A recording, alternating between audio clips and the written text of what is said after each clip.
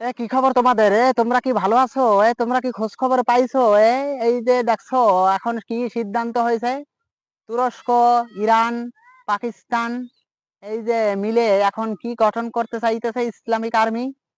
এই Islamic army এটা তো গঠন করা উচিত ছিল অনেক আগেই। বিশ্বজুড়ে মুসলমানদেরকে যেভাবে অন্যায় ভাবে অত্যাচার করা হচ্ছে, এজন্য অনেক আগেই কিন্তু বিশ্বজুড়ে এইরকম একটা প্রতিষ্ঠান, এইরকম একটা ডিফেন্স ফোর্স গঠন করা উচিত ছিল, যেটা এখন বর্তমানে সেটা করা হচ্ছে। অতএব আমি ধন্যবাদ জানাবো যদি এইরকম একটা মানে বাহিনী গঠন করা হয়, তাহলে বিশ্বের মুসলমানদের জন্য অনেক মঙ্গল হবে।